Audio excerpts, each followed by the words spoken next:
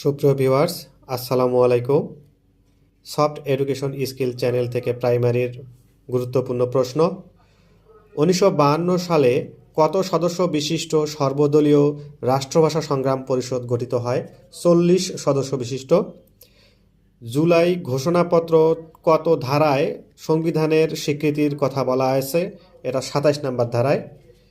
পাকিস্তান কত তারিখে বাংলাদেশকে স্বাধীনতা ঘোষণা দেয়, মানে স্বীকৃতি দেয়? 22 ফেব্রুয়ারি 1974 সালে। অর্থাৎ স্বাধীন হয় 71 সালে, কিন্তু ওরা 74 সালে আমাদের স্বীকৃতি দেয়। বাংলা ভাষা প্রথম সাংবিধানিকভাবে স্বীকৃতি পায় কত সালে? এটা হচ্ছে 56 সালে। ভুলে গেলে হবে না, 52 সালে আমরা বাংলা ভাষা পাই এবং 56 সালে স্বীকৃতি পাই। উপমহাদেশে ঘোড়ার ডাক ব্যবস্থা চালু করেন কে? শেরশাহ। শেরশাহ নামে একজন সম্রাট ছিল, উনি চালু করে। পূর্ব বাংলা কমিটির সভাপতি কে ছিলেন? পূর্ব বাংলা কমিটির সভাপতি ছিলেন আকরাম খাঁ। কে ছিলেন? আকরাম খাঁ। শেখ হাসিনা সরকারের পতনের পর কত তারিখ অন্তর্বর্তী সরকার গঠিত হয়েছে? এটা অনেক গুরুত্বপূর্ণ প্রশ্ন। 8 আগস্ট 2024।